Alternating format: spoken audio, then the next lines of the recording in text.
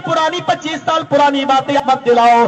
तुम्हारे यहाँ में एक वैसी मामले में उलझे हुए हैं, एक ना करदा गुनाह की सजा मैं पा रहा हूँ। हर 10-15 दिन के बाद मैं आपकी कोर्ट को कचहरियों के चक्कर लगा रहा हूँ। मुझे उसी रंजिश की सजा मिली है, वरना तुम चाहते तो 2 दिन के अंदर ये मामले हल कर सकते थे। मुझे अच्छी तरह मालूम है, मुझसे जेल में जो मिलने आया मैं उनको भी जानता हूँ, जो नहीं मिलने आया मैं उनको भी जानता हूँ, जिसने मेरे खिलाफ आर्टिकल लिखे मैं उनको भी जानता हूँ। मुझे अच्छी तरीके से मालूम है, मेरी बीवी मुझसे मिलने आती थी, मेरी माँ मुझसे मिलने आती थी।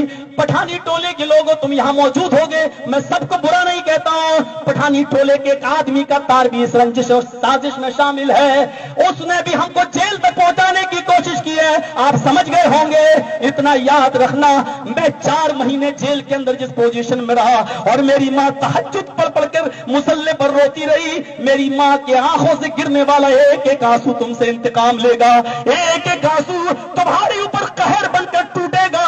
मेरी माँ की जो है तहज्जुद में पढ़ी जाने वाली दुआएं इंशाअल्लाह रंग जरूर लाएंगी। इतना याद रखना, मुझे मेरे बीवी और बच्चों से दूर करने वालों तुम कभी खुश नहीं रहोगे। मैं तुम्हें बद्दुआ नहीं दे रहा हूं, मैं सिर्फ इतना कहना चाहता हूं, जो दुनिया में दूसरों के लिए कुआं खोदता है उसके लिए भी हजारों कुएं खुदे हुए होते हैं। आज तुमने एक झूठे केस के अंदर मुझे फंसाया, जबकि तुम्हें अच्छी तरीके से मालूम है कि जिस इलाके की वो लड़की है दूसरा मौलवी उसको लेके जा रहा है। यही टाटा सोमो पर वो बुक होती है और यहाँ के 4 व्हीलर पर बैठ कर दूसरे मौलवी के साथ इटावा जाती है। 4 दिन वो इटावा में दूसरे मौलवी के साथ रहती है, 4 दिन तक वहां रहती है और एक बार नहीं 4 बार वो लड़की इटावा के अंदर जाती है और उसी मौलवी के घर रुकती है। मेरे भाइयों, इतना याद रखना, इतनी सफाई मुझे जरूर कहना थी। मैं आपको अपना कल्चर बता देना चाहता हूं और ये तहजीब बता देना चाहता हूं कि मामला दूसरों के साथ हो, लेकिन किस तरीके से मुझे उलझाया गया है, इंशाअल्लाह उसकी अदालत में देर जरूर है लेकिन अंधेर नहीं।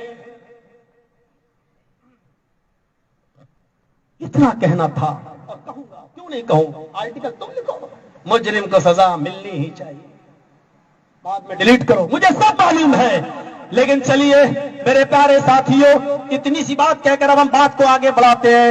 मुझे बताओ किस बात पर रंजिश है तुम्हारी? अल्लाह के नबी सल्लल्लाहु अलैहि वसल्लम तो काफिरों से भी सुलह कर रहे हैं, हम काफिर तो नहीं हैं, हम मुशरिक तो नहीं हैं। और हजारों बुराइयां मेरे अंदर पाई जाएं, लेकिन ये हमारी जमात के लोग जानते हैं, ये उलमा जानते हैं कि हजारों बुराइयां हो सकती हैं, लेकिन मौलवी जर्जीस ने कभी तौहीद के साथ कहीं पर भी कंप्रोमाइज नहीं किया है, किसी स्टेज पर कंप्रोमाइज नहीं किया है। तौहीद के साथ मैंने कभी कोई समझौता नहीं किया है, स्टेज कोई भी रहा हो, लेकिन कभी भी मैंने अपने मकतबे फिक्र और अपने मसलक के ऊपर आंच नहीं आने दी है। ये सब लोग जानते हैं इस बात को। सुलह के लिए दरवाजे खुले हैं। अल्लाह के नबी सल्लल्लाहु अलैहि वसल्लम ने उस हजरे अस्वद को, जो एक सैलाब का शिकार हो गया था और खाने काबा ढह गया था, तो अल्लाह के रसूल उस वक्त नबी नहीं बने थे, उस पत्थर को एक चादर पर रखा गया और सारे कबीलों के सरदार से वो चादर उठवाई गई और आपने उस पत्थर को उठाकर अपनी जगह पर रख दिया। उस मौके पर भी सुलह किया था आपने और सारे लोगों को खुश करने की कोशिश की थी जब आप नबी नहीं बने थे। तो मेरे प्यारे साथियों, सुलह के खातिर आपने अपना नाम कटवा दिया, अपना नाम।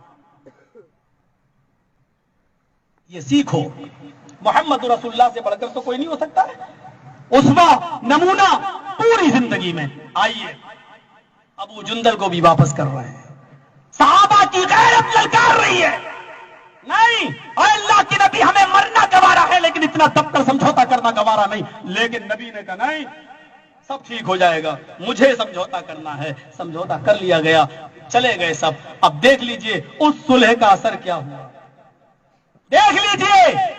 वक्ती तौर पर थोड़ी सी हार थी हमारी, लेकिन उस सुलह का असर यह हुआ कि पूरा मक्का कुछ ही दिनों के अंदर मोहम्मद रसूलुल्लाह के ज़ेरे इक़्तिदार आ गया।